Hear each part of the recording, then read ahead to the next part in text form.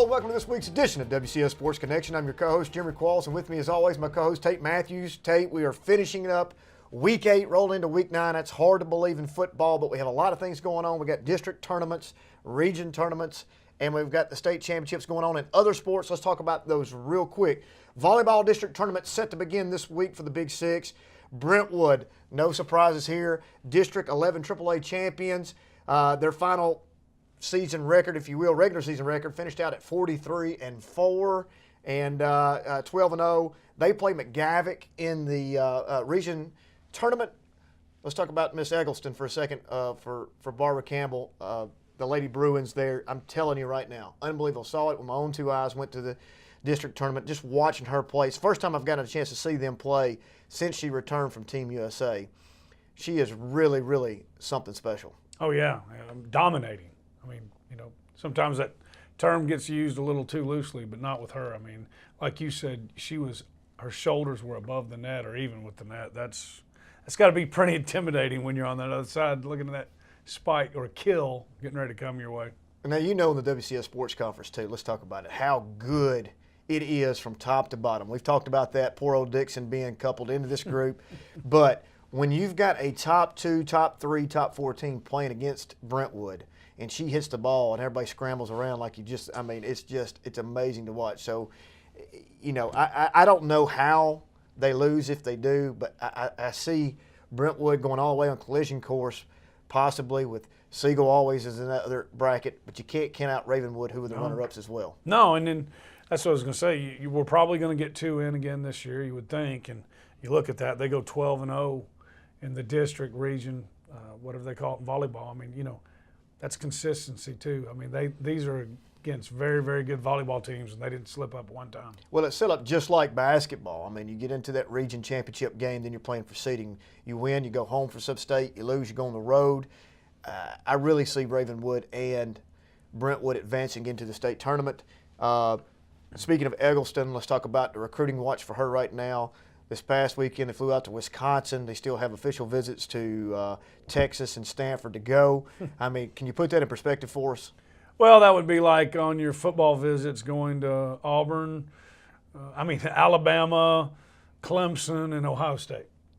That's a good way to put it. Auburn maybe back in the day, but yeah. Right, yeah, I didn't mean to say But Brentwood drew McGavick there in that region tournament. Like we said, Ravenwood's going to have to play with the runner-up in the district. We'll be playing Hillsboro this week. Best of luck to those guys.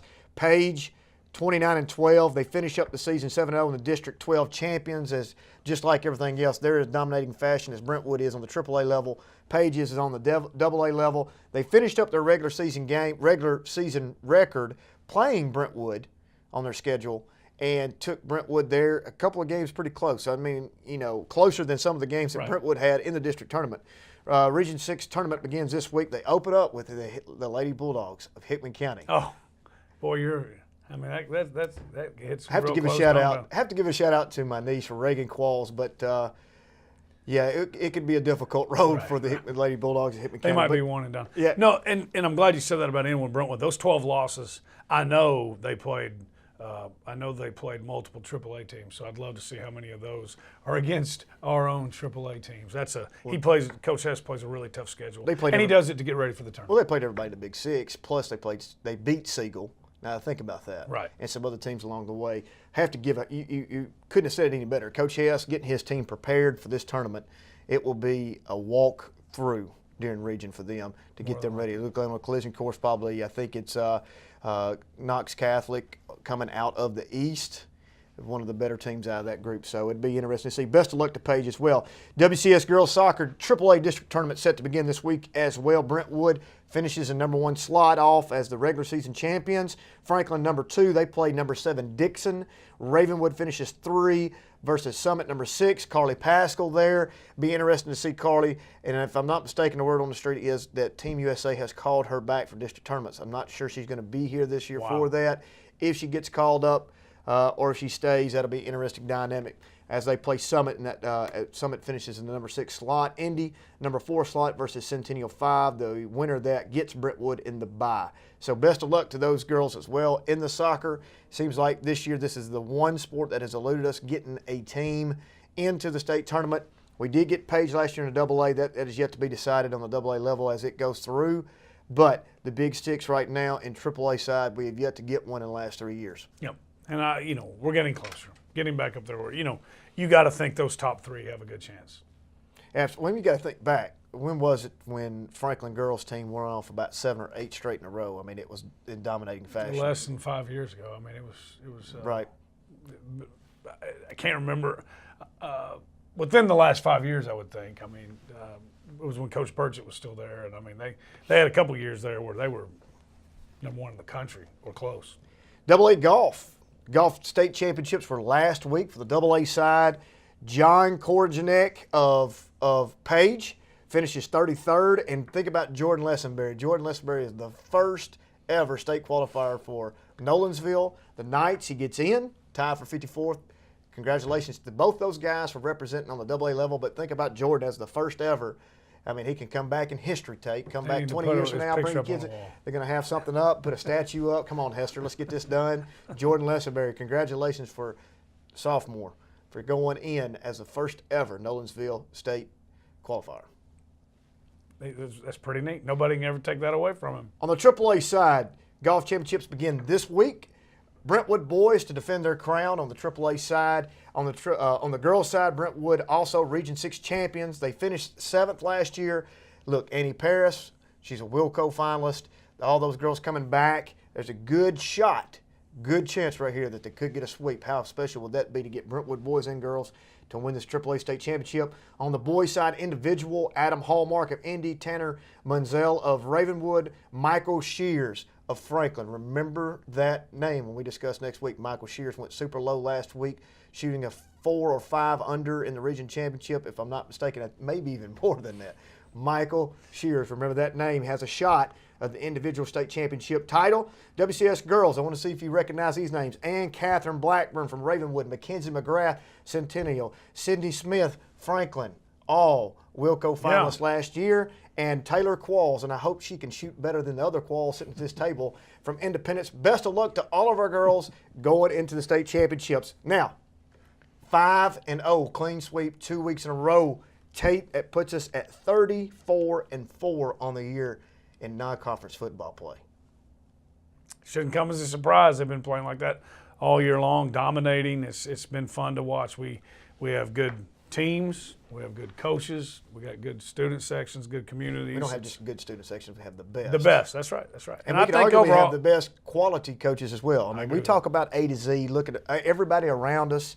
Great Rutherford County programs, I get it. Great programs in Metro. Great, I mean, we got great programs all across state, but when you're talking about collectively, looking at our coaching staffs that we have, our student sections of what we have, I mean, it's phenomenal what we're doing right now. Oh, yeah.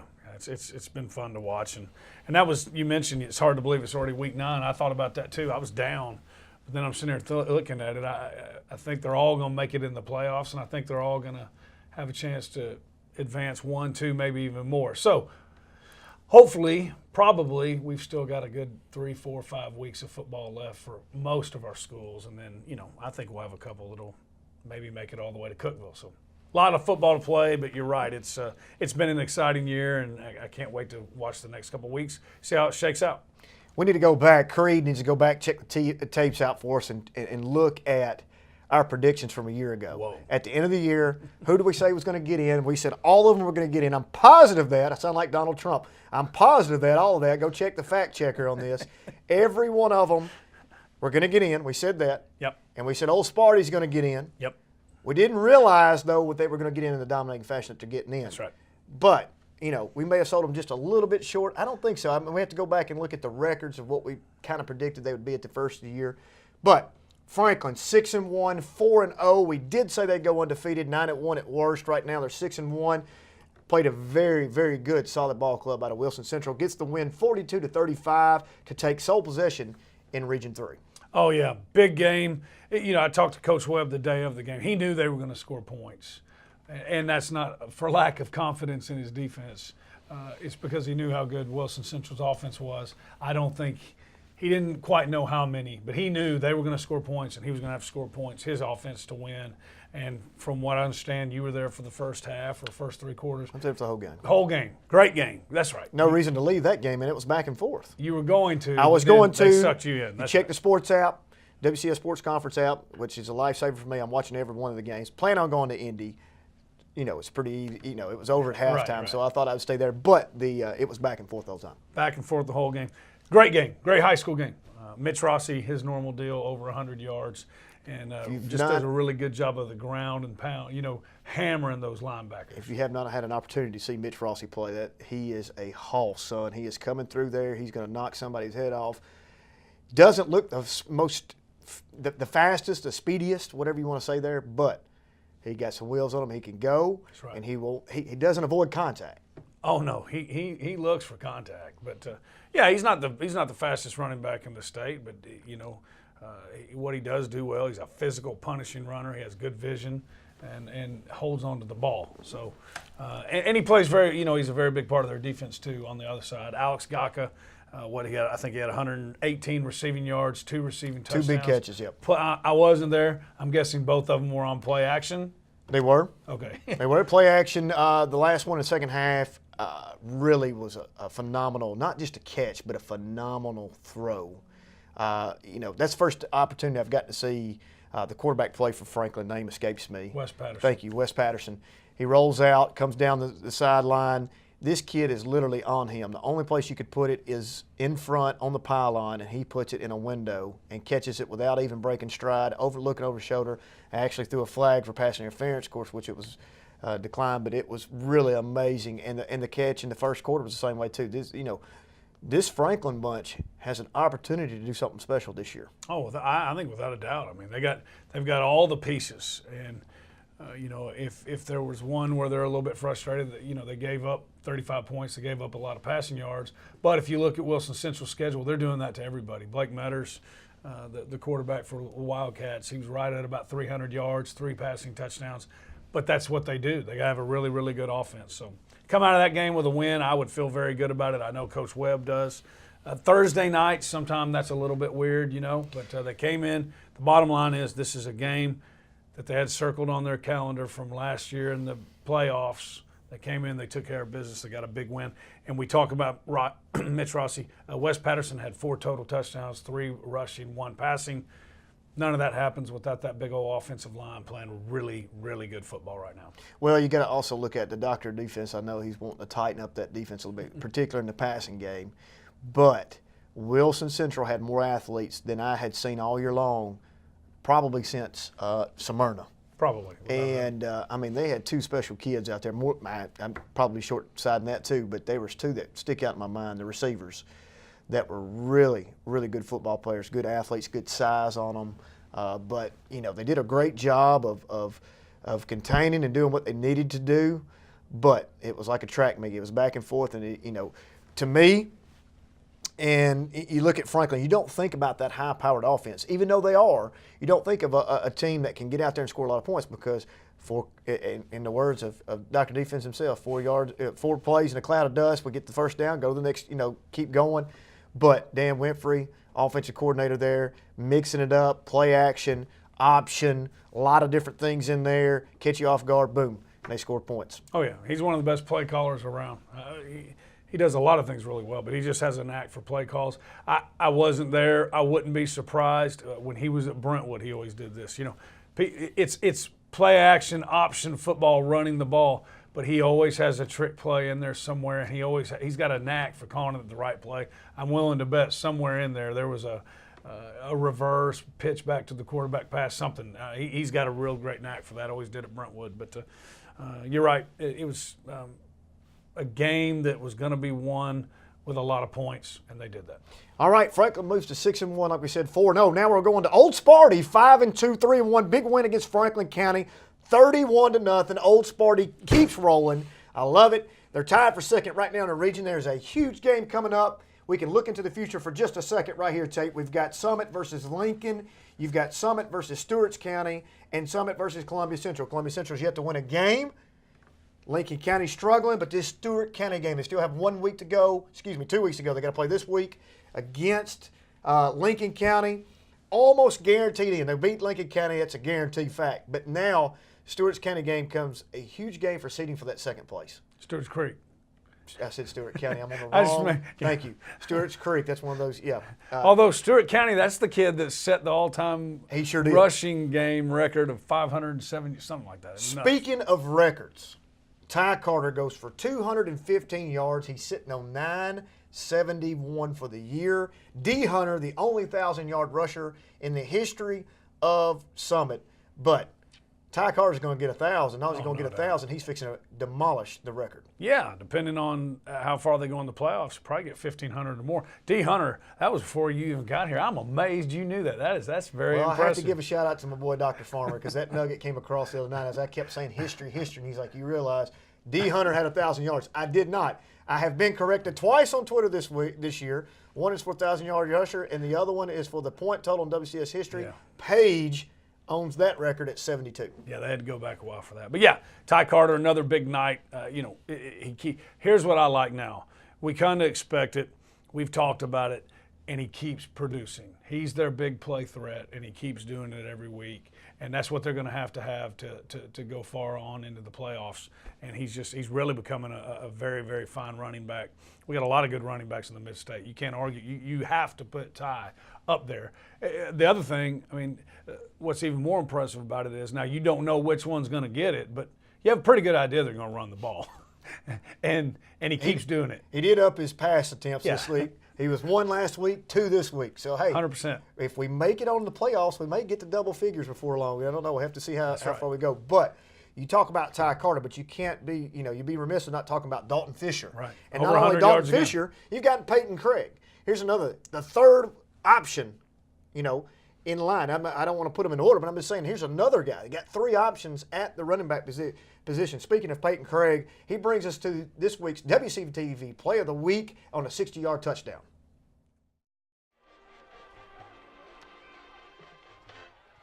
The give inside. There is number 24 rather. That's a new name we haven't called. That is Peyton Craig. And he will take it all the way.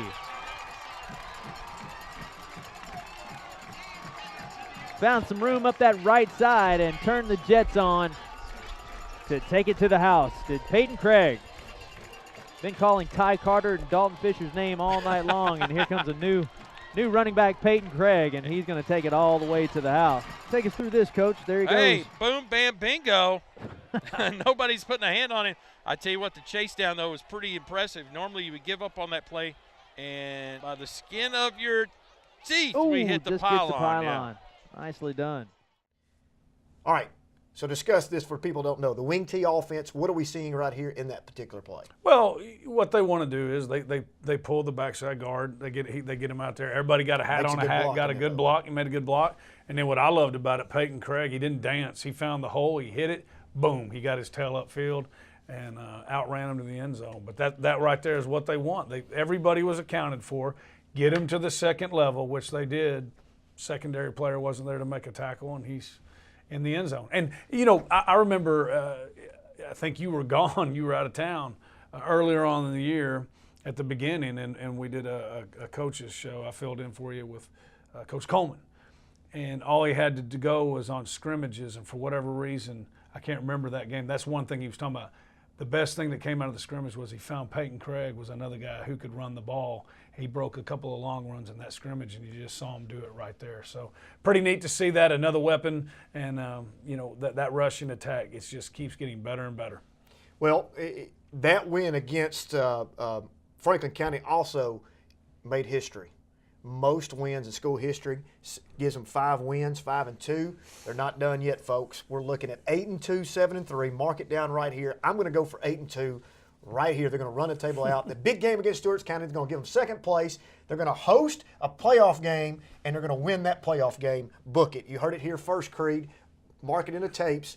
It's just like a debate, 2016, Hillary Clinton, Trump. You can run the fact checker. When we come back Write it this down. week, write it down. All right, moving on. Independence. Not a whole lot to say here, folks. Number 22, and they drop in the top 10 rankings. Amazing. Indy 7-0, 4-0, beat Shelbyville 48-20. the polls kill me. I have to talk about it every week. Now, I don't even look at where are they? I don't even know. I don't know. There's no reason to even look at them because it's going to be the same three, regardless if they lose the rest of the season out. Independence is going to finish 4th or worse, and they're going to be 26-0 straight, 26 straight wins. Now, granted, NBA, BA played. What a great game that was. You know, NBA manhandled BA. Nothing. I'm not taking away from BA. Both of them great teams, but that's the schedule. You got to win those games, and whatever. 22 in a row. We cannot make any ground. Oakland moves to number 1. Now, it is what it is. And if Coach Blade was here, he'd tell you the same thing. Who cares? That's right. We've got to win number 22. The most important game now is number 23. I can hear him now. But and he believes that. He's not just saying that. And that's the truth. Shelbyville 48-20. What do you know about that game? The usual, but what I like is, here's what I really, really liked. We kept talking about it. Brandon Hines, he keeps getting better as the quarterback, 274 yards, 4 touchdowns. What I loved is all 4 passing touchdowns were to 4 different receivers, and Sheffield wasn't one of them. And we already know what he can do. So he's getting better. He's seeing the field. We got more guys contributing, and that offense is starting to fire on all cylinders. Troy Henderson, 3 more rushing touchdowns. Didn't have a huge yardage night, but it's because they were passing the ball, and then when they called his number, it was a touchdown. But, that's the thing that I love the most about it. We already know what Guidry can do, right? Now we see what these other guys are starting to do. This offense is really starting to click. Hines is getting confident. Not that he wasn't confident before, but, that only comes – there's a certain level of confidence that comes with experience. And we talked about it. The 2 outside receivers are just sophomores. They're getting better. And then, as we saw from the Summit Shelbyville game, Shelbyville can score points. They didn't score very many against against Independence. Well, we don't talk a whole lot about Independence. We really don't. We have to talk about everybody else because it's redundant. It's win after win after win. The Indy Nation is rolling. I love it. I know we don't talk about it as much, but it's, all these other teams are winning too. But when the smoke clears, we will be talking about Independence in 5A at Cookeville. Book it. Now, you got a couple of buckets on I've got some buckets. I'm giving some little bit of locker room material to Centennial and Coach Kreisky, and possibly Brentwood too, and Summit as well. But I'm just saying, you can't deny the fact of how good this team is, and they're getting better every week. We haven't seen the best Independence team yet. Now, here's something to think about. Sheffield, Nate Johnson's little brother, gets his first offer last week as a sophomore. UT on the table. Scurry, UT on the table. Guidry, Mississippi State. You got 3 SEC players on that team. Troy Henderson yet to get things figured out, but he'll get a big offer on the table as well. We have yet to see the best of Scott Blade and Independence Eagles, and that will come later. Ravenwood moves to 4-3, 3-1. Big win for those guys, beating Lebanon 49-3.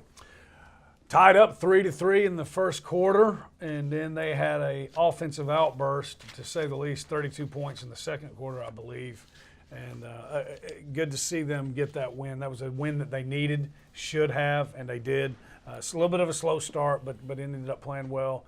John Rawl, his usual deal, made some big plays receiving the ball, and McCain throwing the ball. And so Lebanon, does the record show it? No, but if you look at a lot of their games, they've been able to score points. They just haven't been able to stop people. Holding them to 3 points, I would say the defense played well.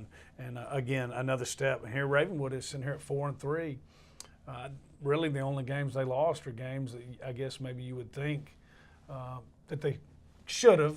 They could have won them, but all conference games. Teams that can beat them. Nothing to be ashamed of in those 3 losses. And same thing, they're in 6A football. They're in. All they're playing for seeding, so they just need to keep getting better, which it looks like they are. And then they get in the top 2 spots there for that.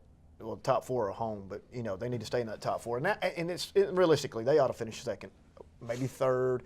I don't want to say third. I think they ought to finish second, but we'll see what happens. They have a few big games left. They got the Wilson Central game still left. They got Overton still left. They got Antioch. I believe they can win all 3 games. Wilson Central game is very intriguing for the Ravenwood group. That ought to break the scoreboard. That I'm telling you, you better have a lot of electrolytes on the sideline and your track shoes, because it's going to be something to watch. Chris Hughes and the Fairview Yellow Jackets are 7-0. Camden loses this past week. They now take control of first place in Region 6. We've got an opportunity to talk about the Fairview Yellow Jackets being the second team to finish the regular season in WCS history undefeated. I think they will, and that was a good win. Sycamore is better. They had to test themselves a little bit the other night. It was tied 21-21, and then they came out in the second half and obviously didn't let Sycamore score anymore, and they put the points up. So I think they are. I think they do go 10-0. Jake Beathard, his usual deal, 3 total touchdowns, over 100 rushing yards. Cam Harris-Lusk, I hate to sound like a broken record. He's just a sophomore. He keeps getting better, and he brings a different dimension to that quarterback position. He's an athlete. He's made some big plays in the secondary on defense. So I think they do. With that Camden loss, I think they see the prize and know what they can, what they're shooting for. And this team seems to be mature. I think they'll finish the season off strong. Camden has been a mental hurdle for Fairview as long as they've been in that region. I'm going to another book it. They will not be a mental hurdle this year. They will be a minor step over to get themselves into that undefeated range going into district or going into region play in the postseason. We could possibly, now this is down the road, we could possibly see undefeated Fairview and undefeated Stratford in the playoffs. That'd be a heck of a game. All right, let's look ahead to this week. Got 7 total games, 9 conference games. Can the WCS Sports Conference go 6-0? Let's decide it right now. Look at Pick'ems. 31-11 you are on the year. I'm 36-6. Going to have some hard, tough ground to make up on me, but we're going to go on here and look at this. Centennial Brentwood, best game of the night, man. This is going to be a tough one to pick. Who do you have? Well, I think it's going to be a very tight game. Anytime Coach Crawford has 2 weeks to prepare for you, he usually has a very, very good game plan. Coach Kreisky and those guys, they've been working too. Those guys they put in the time on the film. So I think it's going to be a tight game. I just like the way Centennial's offense is playing right now. They've got a lot of weapons, a lot of big play guys. I think Centennial gets the win. Well, this has been a tough one for me. I've been looking at it all week. I think Brentwood is playing tremendously better than they were in the first part of the year. They had some ups and downs, man. It's been an emotional roller coaster for those Bruins, but now I feel like they're on the up and up. They had 2 weeks to prepare. However, standing by Coach Crawford the other night, he was talking about how he's got 2 of his offensive linemen right now dinged up big time. Don't know if they're going to be able to play, so that leads me to believe I'm going to give the edge to Centennial. Franklin McGavick. Running clock, not even close. The Rebels. Not even close to talk about it. Summit, Lincoln County. Possibly. I'm not going to go running clock, but I think Summit, I think they understand what they can attain this year, and I think they're going to come out and they're going to be ready to play, and they do not. Lincoln County does not have an answer for that Summit rushing attack. Ty Carter, if he plays long enough, will be over 200 yards again. Old Sparty, 1,000-yard rusher, breaks it that night. Makes me a little nervous. I don't know why, but I think they win. I think it's a little closer. How many passes does Eric Coleman throw against Lincoln County? 3. 3, got it, okay. 2 of them's in warm-ups. Independence, Columbia Central. I mean, this could be as bad as possible as they want to. Running clock could be at start of the second quarter. Any difference? Well, they can't start running until second half, but yes, it's a 35-point deficit by the second That's quarter. what I meant. Yeah. Overton, Ravenwood. That's a tough one. It's a tough one. Yeah, really tough. I think Ravenwood gets the win because I think they're playing better, and I think they can score points against anybody. So, but Overton's an athletic team. But I'll go with Ravenwood. Taj Williams, defense, got 2 safeties the other night. I agree. Ravenwood in this one as well. Fairview, East Hickman, Beathard. Probably. What was the record of that kid had up there? 507 yards, something. Over 500 yards. You've heard this, Coach Hughes. Go get that record right there against East Hickman. Fairview rolls, running clock, over quick. Last game, Giles County Page, what do you have? That's a tough one. Coach Rathbone, can he pull it off? Here's the deal. I got to make up some ground. He's got to make up ground, Coach Rathbone. So he's picking against you. I'm pulling for Bone. He knows that. But Giles County's got one of the best quarterbacks in the mid-state. If O'Connor wasn't back, I don't pick him. I'm going to go with the Bobcats simply because I got to make up some ground. Page, hey, Patriot Country, you heard it here. Patriots roll in this game. Hey, make sure you put that Twitter handle up of him this week. Page rolls. We'll see you next week on the WCS Sports Connection Show.